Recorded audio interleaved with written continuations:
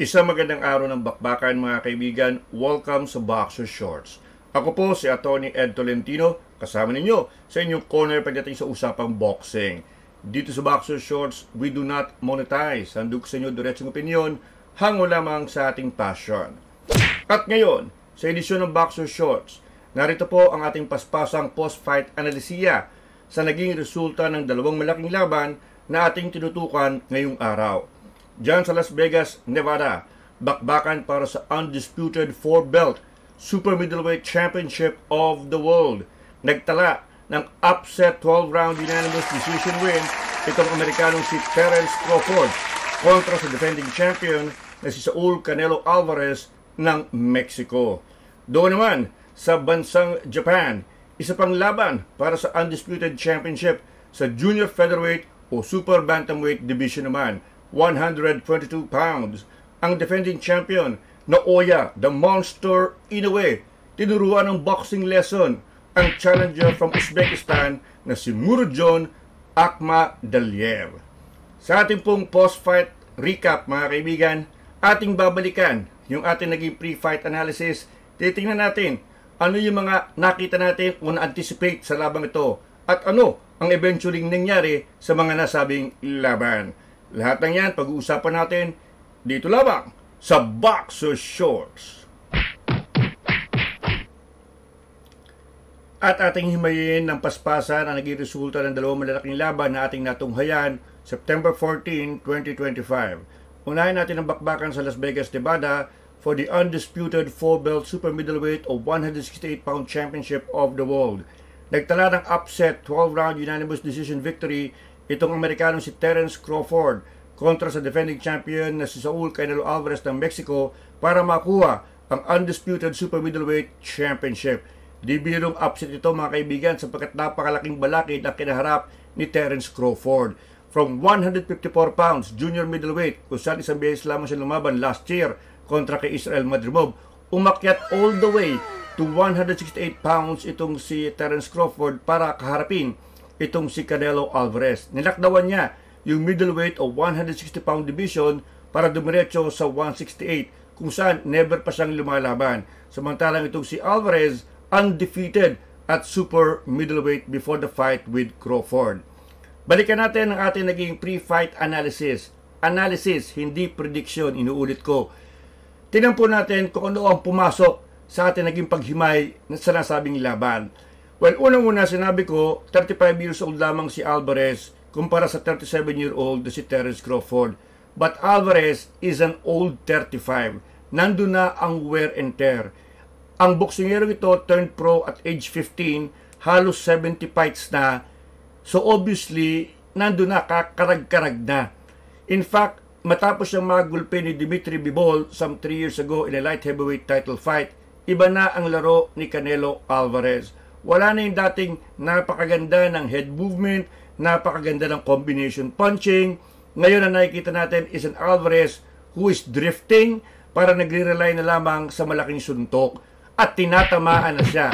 Mga boksingerong hindi kilala katulad ni John Ryder, Edgar Berlanga, Jaime Munguia, dumistansya kay Alvarez at naging very hittable, madaling patamaan na si Canelo Alvarez. He has never scored a knockout in almost 4 years going to the fight with Crawford. Now, let's go to Terence Crawford. Understandably, siya talaga ang underdog sa labang ito because nobody has seen him fight at 168. So, tama lamang yung pustahan sa Las Vegas kung saan nakausad itong si Canelo Alvarez as the slight favorite. Pero sinabi ko sa inyo na in terms of fighting styles as of ngayon, mas magaling na technical boxer yung Terence Crawford. Pasensyoso, may plano at sumusunod sa plano. Magaling mag-execute. He is a very good counter-puncher. Also, he can switch stances. Pwede siyang lumaban ng kaliwete, pwedeng kanan, at naging paborable sa kanya itong kanyang pagiging switch hitter kontra kay Alvarez. Nalilito sa diskarte itong si Alvarez. Initially, he fought as a southpaw itong si Terence Crawford early in the fight at hindi maresolbahan ni Canelo Alvarez. Pero dikit yung laban mga kaibigan At the end of round number 10, dalawang hurado had the fight even So 2 judges had the fight even after 10 rounds. So kinailangan ni Crawford ng malakas na finishing kick in the last 2 rounds. Bagay na kanya i-deliver. Sapagkat by that time parang pagod na rin si Canelo Alvarez at parang give up na rin siya. Parang kay Dimitri Bivol, parang nag-give up na rin siya at wala nang sense of urgency. He was trying to pressure Crawford pero mabilis ang galaw ng paa ni Terence Crawford. Hindi ba siya nagpapahuli? And even on the inside, he landed several uppercuts. Huli-huli si Canelo Alvarez. But the thing is, it was the counter-punching that did the trick for Terence Crawford. Pauunahin niya itong si Alvarez sapagkat alam niya malakas sumuntok eh. So titignan muna niya. Pauunahin niya and he was able to block the big shots, ka-counter siya and then slide. So it was a case of catch, counter, and then slide. Ito po ang ginawa ni Terence Crawford on a very consistent basis. So congratulations dito kay Terence Crawford, a well-earned victory mga kaibigan. He became the first boxer to be undisputed 4-belt champion in 3 weight divisions. 3. Sapagkat dati rin po siyang 4-belt undisputed champion sa junior welterweight, welterweight, at ngayon, super middleweight. Si Naoya Inoue at si Alexander Usyk, undisputed champion in 2 weight divisions. So si Crawford, 3. Before, in the 1930s mga kaibigan, meron din po naging undisputed champion in 3 weight classes. Kasi noong 1930s, iisa pa lamang ang belt. So undisputed ka na. Siya po ay si Henry Armstrong. Siya, between 1937 and 1938, became champion sa featherweight 126, lightweight 135, at welterweight 147. Sabay-sabay na hinawakan ni Henry Armstrong at 3 titulo. Simultaneously, 3-belt undisputed champion si Henry Armstrong. Ibang klase rin yung ginawa ng Henry Armstrong. Undisputed din yun sapagkat siya lamang talaga ang kampiyon noon. So ngayon, kay Terence Crawford, 4-belt titles, but still also undisputed. So ayan, mga kaibigan, ang naging accomplishment ni Terence Crawford. Ang tanong, saan papunta ang dalawang boksingero? Si Turki Al-Sheikh ay tinatanong, kaya bang bumaba ni David Benavides to 168? Wow, ang laki ng David Benavides ha? Ang laki nun ha? Ang laki nun mga kaibigan. So tinatanong ng ni Turki Al-Sheikh kung kayang bumaba pa rin to 168 itong si David Benavides. Because possibly a fight with Terence Crawford. So hindi natin alam, will Terence Crawford stay at 168? Kasi siyempre, ang bigat eh. Nakita nyo, mando pa rin naman yung galaw, yung bilis. Pero siyempre, lakas na suntok, medyo iba na. Mabigat eh. So that is the big question mark as to whether or not Crawford will stay at 168. Because siya yung nagsasabi na rin na nagbabalak na rin siya magretiro. Now, ito namang si Canelo Alvarez, for me, kailangan mag-isip-isip na rin si Canelo Alvarez. Yung wear and tear, mga kaibigan, ay lumitaw na.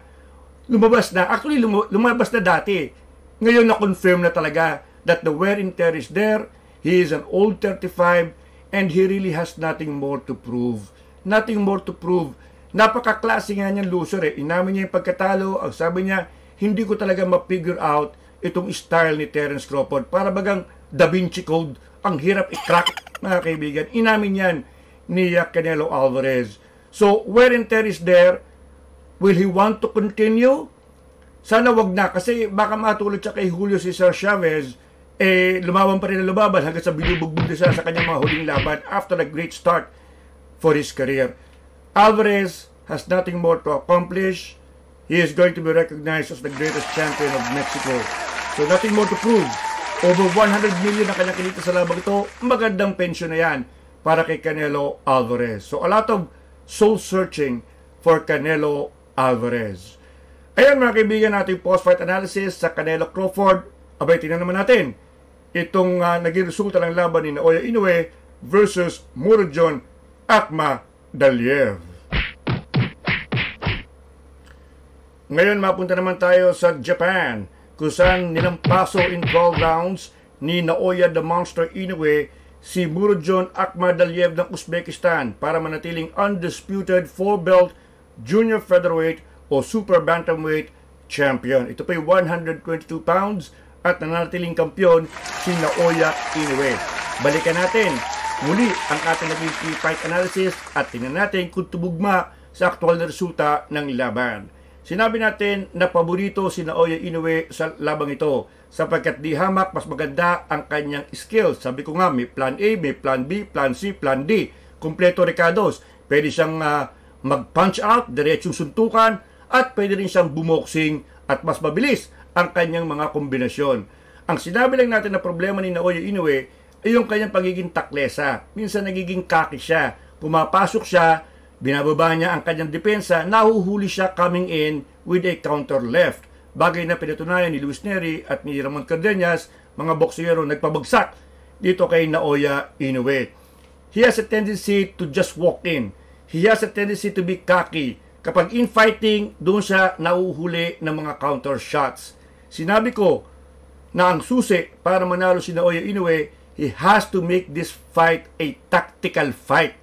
Gamitan ng taktika. Huwag niyang pilitin na i-knock out yung Murodjon Akhmadaliev sapagkat matibay yung mamang yun eh. Sabi ko, it has to be a tactical fight. At yan po ang nangyari mga kaibigan. He stuck to being a clinical boxer itong si Naoya Inoue. If the knockout was there, it's gonna come. But he was very careful. May respeto siya dito kay Murodjon Akhmadaliev. In-establish niya kaagad ang kanyang jab at ginamit niya ang kanyang bilis. Puro jab straight combinations ang ginawa ni Naoya Inoue at yung kanyang jab was very very important sapagkat hindi makapasok itong si Murodjon Akhmadaliev. May mga okasyon mga kaibigan na itong si Akhmadaliev ay sinesenyasan si Inoue. Halika, pumasok ka. Dito tayo magbakbakan sa loob, infighting, close quarter. Hindi kumagat itong si Naoya Inoue. He kept this fight clinical, technical, and because of that, he earned a lopsided decision win. So, yun po ang ating in-anticipate. Sinabi natin magiging susi yun, yung kanyang pagiging tactical boxer, at yan po ang ginawa ni Naoya Inoue. Mataas ang kanyang respeto dito kay Murodjon Akhmadaliev, kung kaya naman iniwasan niya yung kanyang mga old habits, kung saan basta-basta na naman siya pumapasok, baba ang depensa at nahuhuli. Mas maingat ang naging laro ni Naoya Inoue. A well-earned victory for the monster. Saan patungo ang karera ni Naoya Inoue? Well, meron na siya naka-schedule na laban this coming December dyan sa Riyadh, Saudi Arabia kontra kay Alan Picasso. Lalabanan po niya ito this coming December, again in defense of his undisputed Junior Featherweight or Super Bantamweight Championship.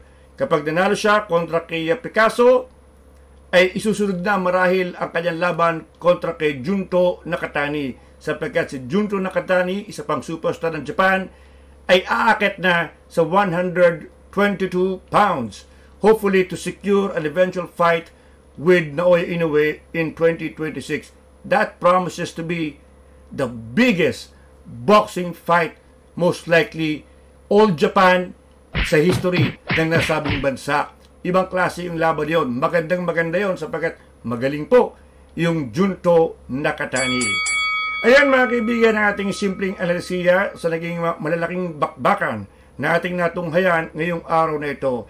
A dream weekend, sabi ko nga, para sa ating mga kapwa boxing fans. Sana marami pang ganitong klaseng weekend, ano? The big fights. Ito ang gusto natin eh. Yung mga laban na inaasam-asam natin ay nangyayari kaysa mga pipitsugin, lalabanan ng superstar, superstar versus superstar, the best versus the best. Palaging panalo ang boxing dyan. So yan po mga kaibigan, muli maraming salamat po sa inyong patuloy na pagtaguyod dito sa ating munting YouTube channel. Maraming salamat po. Alam nyo, nakakatuwa, nababasa ko yung mga komento ninyo, yung kapwa analysis na binibigay nyo, yun ang gusto ko. Ibigay ninyo yung sarili nyong analysis sapagkat napakaganda rin kapag talagang totally boxing ang ating pinag-uusapan. Maraming salamat. Ako po si Atty. Ed Tolentino, muli nagpapaalala, walang personalan. Buntalan lang.